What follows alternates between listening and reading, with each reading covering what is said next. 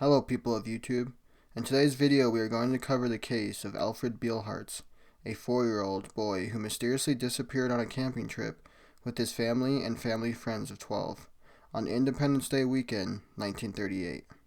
This case is very odd and seems to have multiple theories of what may have happened to Alfred. Nevertheless, let's jump into the case. On July 2nd, 1938, the Beilhartz family decided to go on a camping trip in Colorado's Rocky Mountain National Park and take advantage of the Independence Day weekend. The family and some family friends set up camp roughly a quarter-mile west of the Fall River Lodge. They woke up bright and early the next morning. William Beilhartz, Alfred's father, went to go wash up at a nearby stream, and Alfred came along. At the same time, Oron Bronson and Walter Hansen, friends of the family, also set out to wash up 500 feet upstream from Alfred and William. William had finished washing up before Oron and Walter. They began searching for Alfred immediately. They were sure they could locate him quickly with over 12 people at the campsite.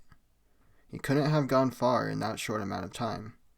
After scouring the area and shouting his name out, the family became anxious about Alfred's whereabouts.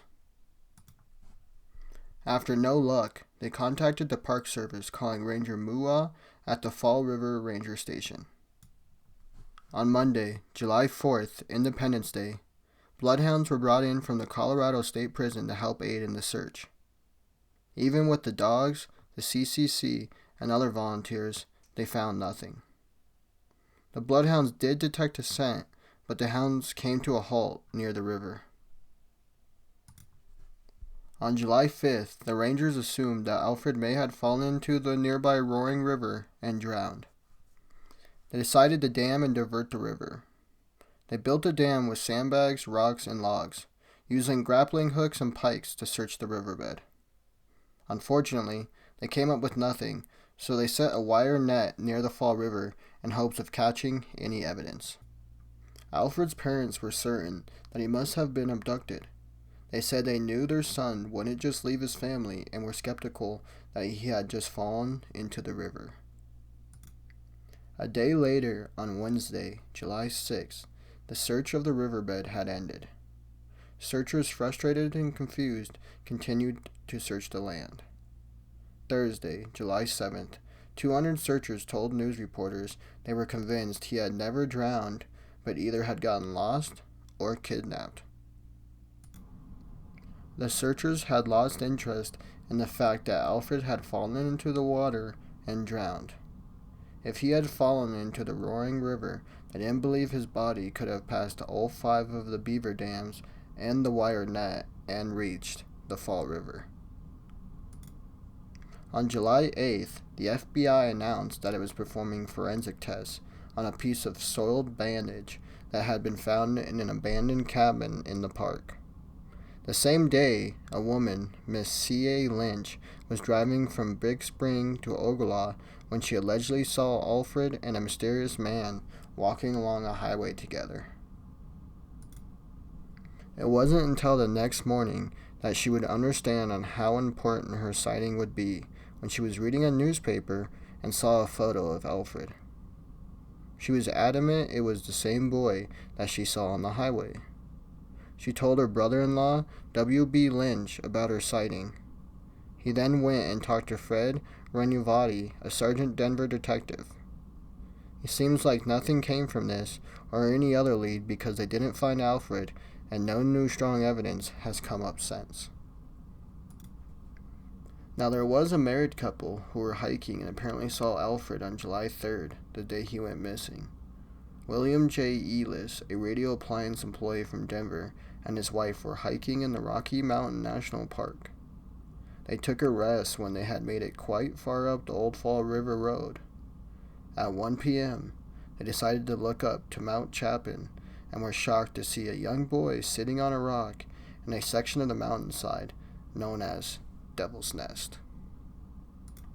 The Ellises made it back to their car and heard the news about a missing boy on the radio.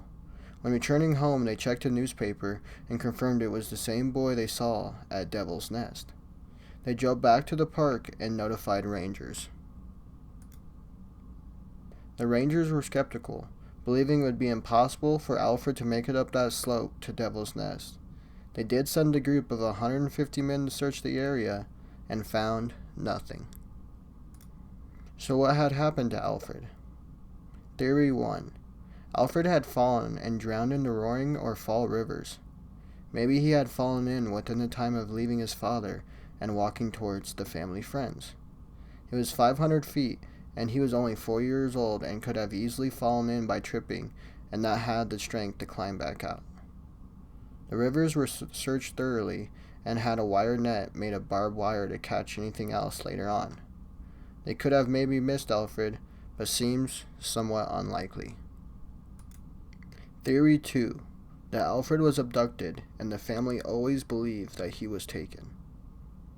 This definitely seems like one of the more likely theories. There were 2 reports of seeing Alfred in 2 far places. This doesn't mean it was Alfred, but does seem odd on how sure the people were that he was the same boy from the newspaper. Also, the FBI had found a soiled bandage in a cabin in the park that was similar to the one that Alfred's mom had used on his foot because he had a blister. Was he taken by someone or something and was hiding out in that cabin? I don't know, but the evidence seems to point towards someone or something snatched him up. Theory 3 is that Alfred was accidentally killed by the family and the evidence is covered up. This theory seems to come up a lot on stories like these. They could have had time to cover up things before calling the Rangers. I just don't know how plausible that is. They had over 100 searchers scouring the areas and rivers, and it seems like they would have picked up on something. Also, there's 2 reports of Alfred being seen that would disprove this theory, but that is if it was Alfred and not mistakenly an animal. What do you guys think happened to Alfred? Hopefully one day more evidence is presented to figure out what happened to 4-year-old Alfred, but we may never know for sure. Please let me know in the comments and also let me know if you have any more cases you would like me to cover. Please like and subscribe.